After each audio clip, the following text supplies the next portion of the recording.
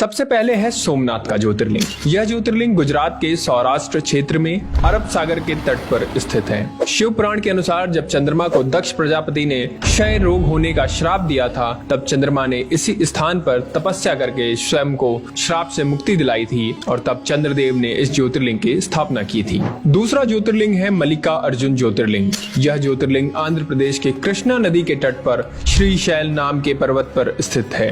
इस ज्योतिर्लिंग का महत्व भगवान शिव के कैलाश पर्वत के समान माना जाता है, क्योंकि कैलाश पर्वत पर जाना श्रद्धालुओं के लिए अत्यंत मुश्किल है, इसलिए इस ज्योतिर्लिंग का महत्व और बढ़ जाता है। और अब बात करते हैं तीसरे ज्योतिर्लिंग की। इस ज्योतिर्लिंग का नाम है महाकालेश्वर ज्योतिर्लिंग। यह प्रसिद्ध ज्योतिर्लिंग मध्य प्रदेश के उज्जैन में शिप्रा नदी के किनारे स्थित है। इस ज्योतिर्लिंग की विशेषता है कि यह एकमात्र दक्षिण मुखी ज्योतिर्लिंग है। मान्यता है कि यहाँ पर पूजा अर्चना करने से उम्र बढ़ जाती है और सभी प्रकार के संकट टल जाते हैं। चौथा ज्योतिर्लिंग है ओमकारेश्वर ज्योतिर्लिंग। यह ज्योतिर्लिंग मध्य प्रदेश के प्रसिद्ध शहर इंदौर के पास स्थित है। जिस स्थान पर ज्योतिर्लिंग है उस स्थान पर नर्मदा नदी बहती है और यह नदी चारों ओर बहती है, जिसमें यहाँ ओम का आकार बनता है, इसलिए इसे ओमकारेश्वर के नाम से जाना जाता है। मान्यता है कि तीर्थयात्री सभी तीर्थों से जल लाकर ओमकारेश्वर में अर्पित करते हैं और तभी उनके सारे तीर्थ पूरे माने जाते हैं। पांचवा है केदारनाथ ज्योतिर्लिंग। भगवान शिव का यह प्रसिद्ध ज्योतिर्लिंग उत्तराखंड में स्थित है। यह मंदिर समुद्र तल से 3200 किलोमीटर ऊंचाई पर स्थित है। यहाँ सर्दियों में भारी बर्फबारी होती है, इसलिए सर्दियों के 6 महीने यहाँ जाना मुश्किल है, अर्थात यहाँ दर्शन के लिए सिर्फ गर्मी में ही जाया जा सकता है। मान्यता है कि इस मंदिर का निर्माण पांडवों के पौत्र महाराजा जन्मेजय ने करवाया था। अब बात करते हैं छठे ज्योतिर्लिंग की, जिसका नाम है भीमाशंकर ज्योतिर्लिंग। यह ज्योतिर्लिंग महाराष्ट्र के पुणे जिले में पश्चिमी घाट या सह्याद्री नामक पर्वत पर स्थित है। यहाँ स्थित शिवलिंग काफी मोटा है और इसलिए इसे मोटेश्वर महादेव भी कहा जाता है। सातवां है विश्वनाथ ज्योतिर्लिंग। यह ज्योतिर्लिंग उत्तर प्रदेश के काशी में गंगा नदी के किनारे स्थित है। यहाँ की मान्यता है कि काशी नगर को स्वयं भगवान शिव ने बसाया था और कैलाश पर्वत के बाद उनका दूसरा स्थायी निवास यही था।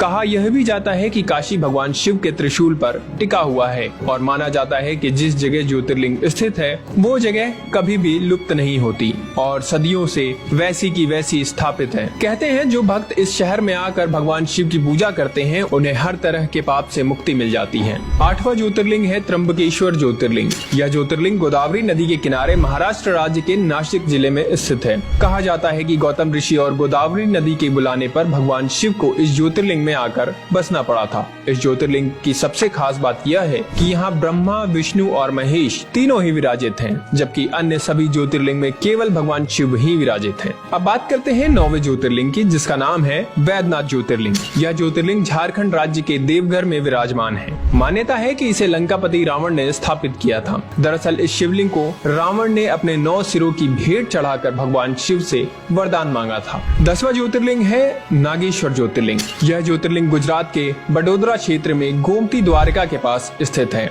इसके अलावा कुछ लोग उत्तराखंड के अल्मोड़ा जिले में स्थित जागेश्वर शिवलिंग को भी नागेश्वर ज्योतिर्लिंग मानते हैं। 11वां ज्योतिर्लिंग है रामेश्वरम ज्योतिर्लिंग। यह ज्योतिर्लिंग तमिलनाडु के रामनाथन जिले में मन्नार की खाड़ी के पास स्थित है। यह भारत के दक्षिणी भाग में सबसे अधिक देखे जाने वाले मंदिरों में से एक है। मान्यता है कि यहाँ भगवान राम ने वानरों के साथ मिलकर लंका पर चढ़ाई के लिए राम सेतु बनाया था और यहीं उन्होंने रामेश्वरम ज्योतिर्लिंग की स्थापना की थी। इस दिव्य तीर्थ को भारत के 4 धामों में से एक भी माना जाता है। और अब 12वां यानी कि अंतिम ज्योतिर्लिंग, जिसका नाम है कृष्णेश्वर ज्योतिर्लिंग। यह ज्योतिर्लिंग महाराष्ट्र के दौलताबाद से लगभग 18 किलोमीटर दूर बहरौल गाँव में स्थित है। इस मंदिर का निर्माण देवी अहिल्या होलकर ने करवाया था। धुष्मेश्वर महादेव के दर्शन से सभी पाप दूर हो जाते हैं और जीवन में सुखी सुख आ जाता है। तो दोस्तों ये थे भगवान शिव के 12 ज्योतिर्लिंग, जो सिर्फ भगवान शिव के स्थान ही नहीं बल्कि हमारी संस्कृति और भारतीय धरोहर का भी एक अंग माने जाते हैं। इसलिए अगर आपको वीडियो अच्छी लगी हो तो हमारे चैनल को सब्सक्राइब करें और हमारे फेसबुक पेज को फॉलो करना ना भूलें।